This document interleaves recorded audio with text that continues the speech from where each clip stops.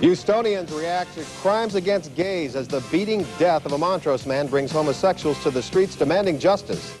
Now, Good Morning Houston. I don't believe in hate crimes at all. It's a type of discrimination and prejudice and shouldn't be happening. I think it's terrible. It's really, people are so stupid. They can't leave people alone. You know, hate is one of these generalizations. Hate is really stupid. I think it's unfair. People should have a choice to do what they want to do. It's man's inhumanity to man. I mean, we just don't do that to each other. I've kind of been different about it. I not really have an opinion on that. I don't think that we can depend on the government to do anything about it. You know, I think it's just a matter of our society just having a lot of problems right now, and a few people are thinking they know the answer, and they're doing, you know, really atrocious things. If there are hate crimes going on in Houston, I don't know why they would be picking out the homosexual population. Oh, I think it's bad because I don't think they should be doing those things to gay people. I mean, they have their right, and I think they could believe what they want to believe. If they have the love with another guy, it's their problem, you know? I think they're right because there's something wrong with gays, and they should have their own little island that they should go on and leave other people alone. And just, you know, they're different. They should go to a different place, you know? Well, we need to stop looking at it as just the gay community. It's the whole community as a whole. It's the whole city. I mean, we all live in Houston, and we all have to suffer through this. I mean, there's no need for more violence here. Those were the comments that people on the street had to say about the recent rash of gay bashing going on in the Montrose area and in Houston. Now, we say recent, but actually this has been going on for a long, long time, and we would like to hear from you at home. 390-KTRK. We're going to be talking to some people here in just a moment, and they will answer some of your questions concerning this. Well, it's being called gay bashing, but the most recent example here in Houston is better described as a vicious killing.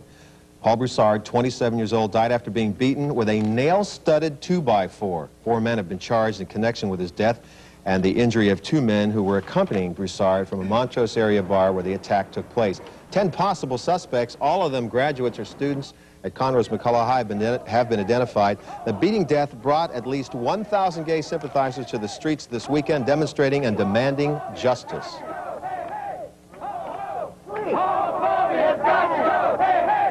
We have some people here. We would like for you to continue calling in 390-KTRK. The lines are starting to buzz, and we want you to meet them. Linda Morales, she is the Lesbian-Gay Advocate Group. Ray Hill, gay rights activist. David-Fowler with Queer Nation, which is an organization that's gotten together because they're just tired of putting up with it. And Philip Peters, who was attacked the same night that this happened to Paul. And what we want to get across now is the fact that this has been going on for a long time, and this wasn't an isolated incident on July the 4th when this happened to Paul. Why don't you tell your story? I was attacked about an hour and a half, 2 hours before Paul, walking to my friend's car in a neighborhood that I live in, the same neighborhood. It was pretty arbitrary. I wasn't bothering anyone. And I want to feel safe in my community. That's why I'm here. I think everyone wants to feel safe in their community, whether they're gay or not. I happen to be, and that's why I'm here. Ray, give us a little history lesson here about what we're going to take the term gay bashing, what's been going on for years and years, a Saturday night and a bunch of people get in their cars and head for Lower Westheimer. Is that correct? When I was a teenager, which obviously is a long time ago considering all this gray hair, I went to Galena Park High School, and there were gay bashers in those days that wanted to come into downtown at the time because Montrose didn't exist as a community. I always wanted to ride with them, not join them in the gay bashing, but I needed to ride to town so I could otherwise interact with gay people. Over those years, I have looked at 24 bodies that I think are the result of hate crime. In '89 was the worst year we had. Deborah Koss in Pasadena was raped, murdered, and raped again simply because she was a lesbian. So it affects both the women of our community and the men. A young man was stabbed. In those cases, only the assailants of Deborah Koss were charged with serious crimes and convicted. Everybody else got away. What is different about the Paul Broussard case is suddenly we have reached a point in acceptance in the general community that this is news. Crimes against our community is news. And I think that will go a long way to helping solve the propensity of my people to be victims of violence. Let's talk about Queer Nation. There are 40 chapters nationwide. What are you all about? We are basically a group of gay and lesbians that have formed basically because of I call queer bashing, not gay bashing, which originated in New York in 1990 after one of these cases came up. Basically, we want to see a stop to all type of homophobic actions, whether it's gay bashing, whether it's against women, or whether it's against men. And we are the ones that put on the demonstration Saturday night and got such a wonderful response from the community, because I think the community is actually fed up with what's going on, not just with queer bashing, but with also homophobia from the citizens of this country, not just in the city of Houston. So we're more of an activist group that is going to be watching these incidents as they, you know, and following them in the courts. Aren't we seeing a combination of an old attitude mixed with this recent increase in violent acts or acceptance of violence, where shoot first, ask questions later, and that kind of attitude where the homicide rate continues to increase in startling figures? We had a report on that. Is it a combination of two problems mixed together? Until the entire criminal justice system realizes that its first priority is the public safety. See, there's not much difference in my mind between gay bashing or violent crime against gay and lesbian people and violent crime against other classes of people where there are prejudice. My Arab friends are having an especially difficult time right now because of the emotion about the Iraqi war, which doesn't have anything to do with Arab Americans. Prejudice against Vietnamese spilled over a few years ago with the Ku Klux Klan. Prejudice against Hispanic and black Americans can result in crimes of violence. And until we address the whole problem of how much intolerance are we going to tolerate in our world, and we start addressing prejudice and hate across the board, and our criminal justice system is especially sensitive to that, and they have not paid as much attention to those issues as they should have, because prejudice is so insidious. These are very difficult cases to investigate, for instance. The media was the investigation. If someone hadn't come forward, we would not know to this day who killed Paul Broussard. There's no way to investigate those crimes.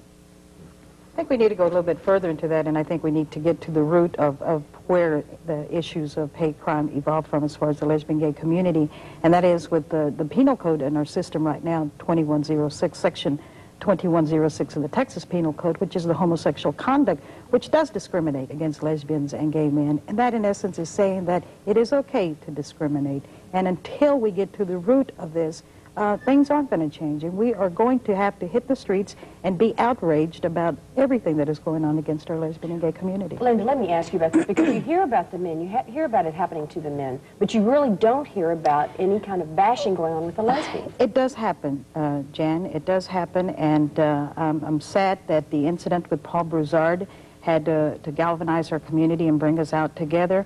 But it does happen. I think as lesbians, as women, we live with the constant fear of being potential rape victims the minute we leave our homes. So it does happen. A lot of these incidents, because of fear, people don't report these incidents, but it does happen. In just speaking real estate for a second, that particular part of town is also an art community. Sure. You were telling me earlier that is one that everyone would hope would be that area of town where you can walk late at night and enjoy yourself and relax and see all sorts of things at events that are on. But nonetheless, with this added fear, this makes it ominous and impossibility. Is that correct? Well, the community immediately and naturally responds with self-protectiveness. You know, we have kind of like, it's not formal, but you think of a condition orange recently, where there are marauders out there. They haven't been apprehended by the police. Keep your eyes open, especially sharp. Don't go anywhere alone. Get people to walk with you. Stay within distance of somewhere where you can get help. Actually, we ripped that off from women's rape crisis centers. The same advice we give women to protect themselves from rape are good for everybody in my community, and that is don't be isolated, don't be alone. Don't pass a car full of people if it's parked on the sidewalk. But now, Ray, when this happened to Paul, he was with 2 other friends. There were 3 people there. And no criticism, not trying to make the victim responsible for the victimization, but they were standing outside the car with their keys in their hand. They hadn't got in it. The rule is when you get to your car, you have your key isolated in your hand, you unlock it, get in it, lock the doors, then carry on your conversation.